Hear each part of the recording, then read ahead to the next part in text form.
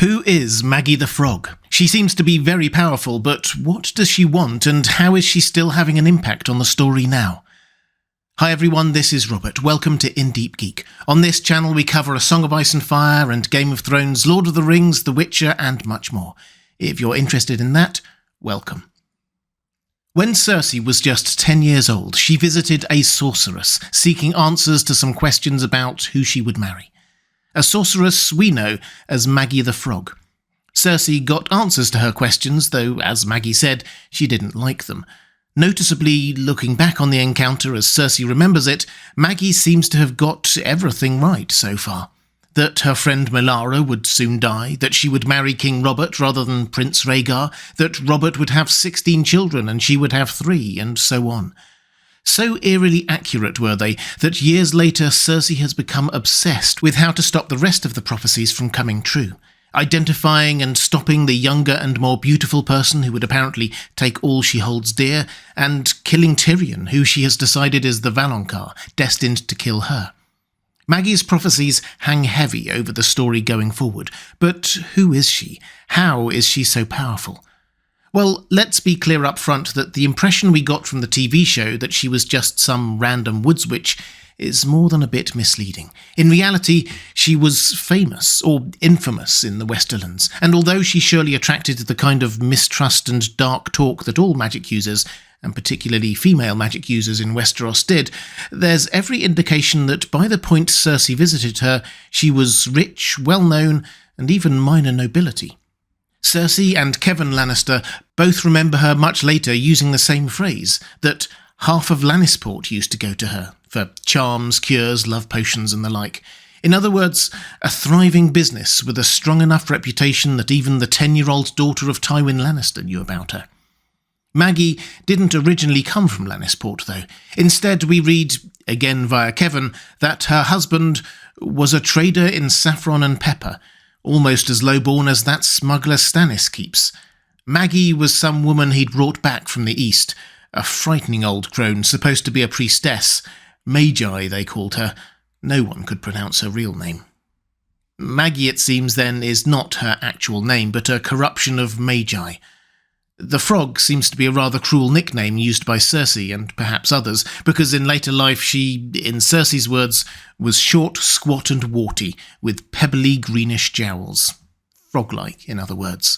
Though when she was younger, she was much more beautiful, apparently. The couple seemingly moved to Lannisport, and Maggy's reputation grew. This was when Tytos, Tywin's father, was lord. He was known as a weak ruler of the Westerlands, and often distributed gifts and honours to those he wanted to impress or appease. One of the beneficiaries of that seems to have been Maggy and her husband's son, who was made a minor lord, establishing House Spicer. Quite the step up. He seems to have done quite well, though. House Spicer may not have had the history or great lands, but they were rich. It is some time after this, when Tywin had succeeded Tytos and House Spicer was a few years old, that Cersei visited Maggy. So, at the time, Maggy wasn't just a random woods witch, but the mother of a lord with a thriving, long-standing business in Lannisport. She is rich, famous, and influential. She is in a tent when Cersei visits because there is a tourney on. The king and most of his court are in town, and everyone, knights, lords, traders, everyone is in tents by the tourney grounds. There is no suggestion that's where Maggy normally lived. She probably had a very nice house in Lannisport befitting her status. Probably she was there in a tent because she'd set up a temporary shop there, so to speak. A tourney had to be good for business. In fact, Cersei's memory of the encounter is full of soft indications of Maggy's true status, like the scent of exotic and expensive spice in the tent. But what about the magic? In truth, we don't know enough about her outside of Cersei's rather biased memories to judge it clearly, but Kevan remembers rumours that she had been a priestess. The serving girls apparently whispered that she could curse a man or make him fall in love, summon demons and foretell the future. She clearly can tell the future eerily accurately, and when Cersei tells Qyburn about it, he says that it sounds like blood magic, the darkest kind of sorcery, and perhaps the most powerful. There's no talk of gazing into the flames, so Maggy seems unlikely to be a Red Priestess. There are echoes, however, of Miri Mazdur, who openly used blood magic, and has links to Ashai, a centre for blood magic use. And although I'd love to use the spices as a way of identifying where she's from, most Essozi spices seem exotic to Westeroses, so that doesn't help much. In truth, George R. R. Martin likes his magic to be mysterious, so it's likely that he is very happy with Maggy's exact origins and type of magic remaining secret. She is a powerful blood mage from Essos, and that is all we know. Feel free to speculate in the comments if you think we can go any further than that. That, however, is not the end of Maggy's story.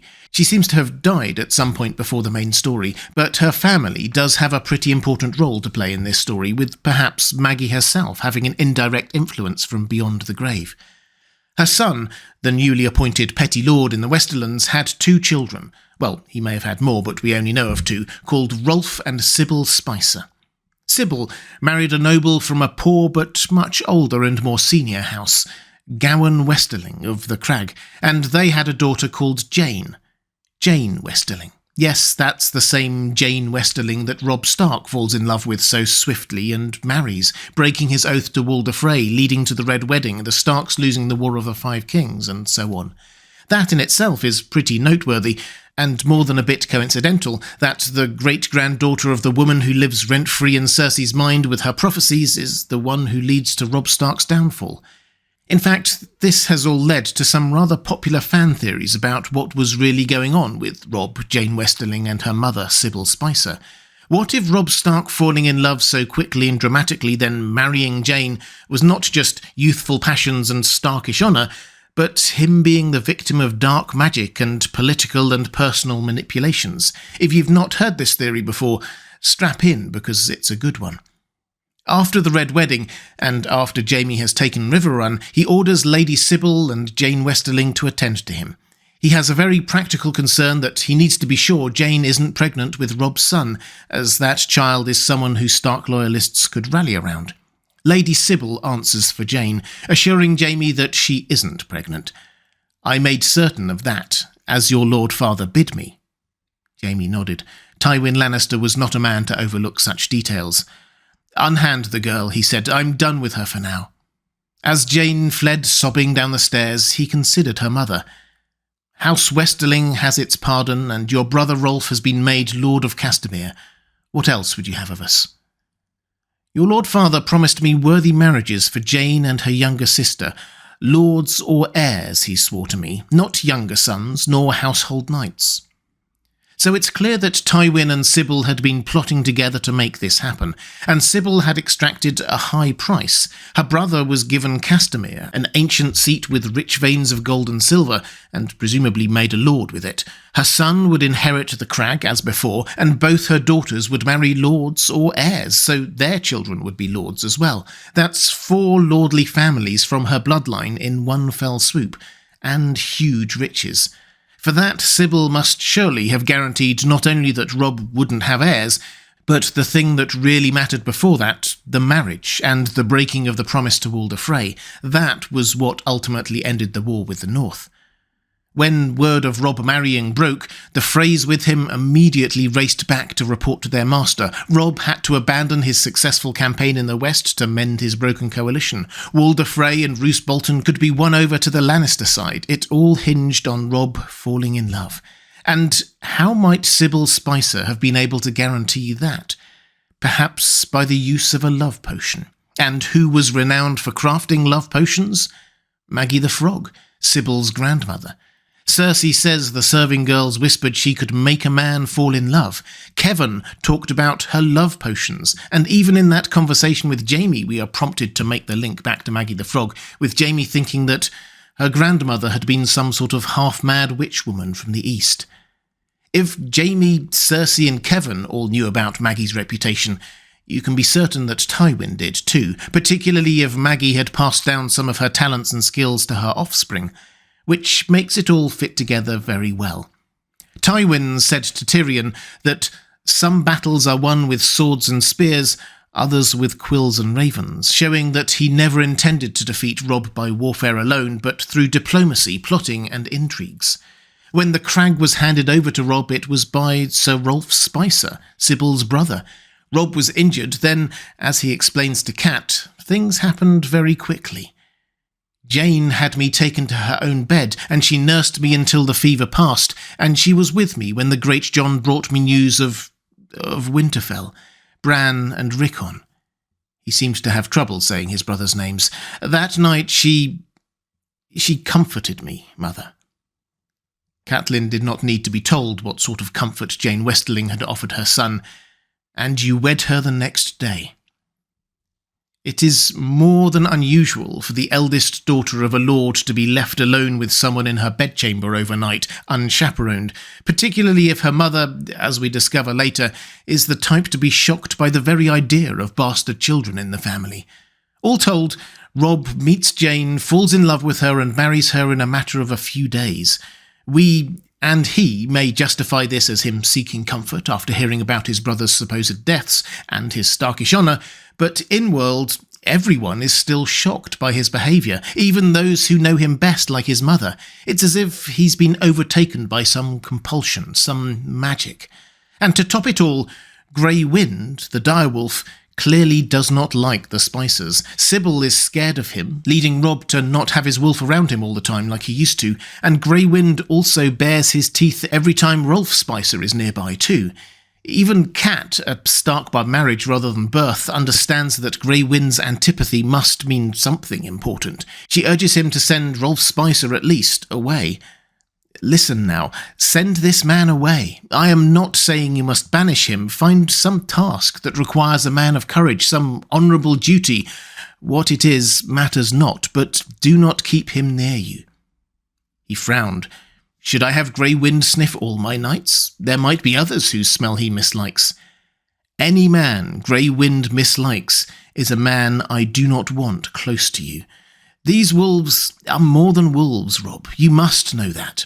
I think perhaps the gods sent them to us, your father's gods, the old gods of the north. 5 wolf pups, Robb. 5 for 5 Stark children.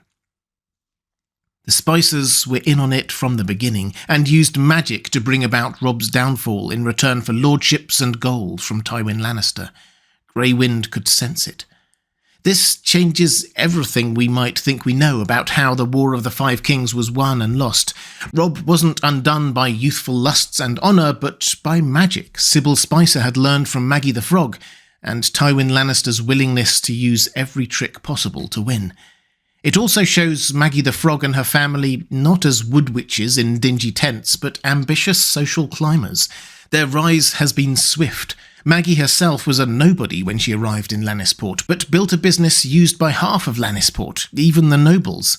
Her son was raised to the bottom rung of nobility and grew rich. Her granddaughter married an older and more noble house, and as a result of what happened with Robb and Jeyne, her grandson inherited an ancient title and a gold mine, and her great-grandchildren married into still more noble families.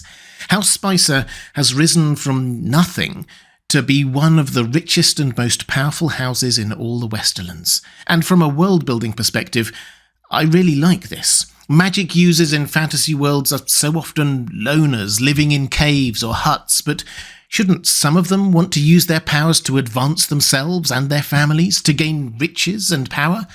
That seems to be what House Spicer has done, using whatever inherited magic or herbalist abilities they inherited from their matriarch. And of course, all this cements Maggy even more as one of the most influential figures in the whole story.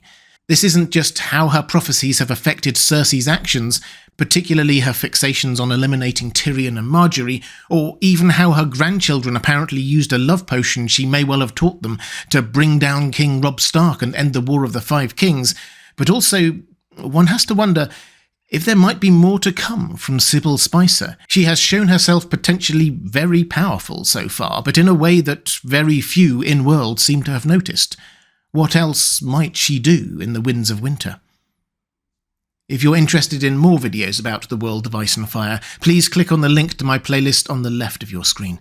Or if you'd like to support this channel, thank you. There's a link to my Patreon page on the right of your screen.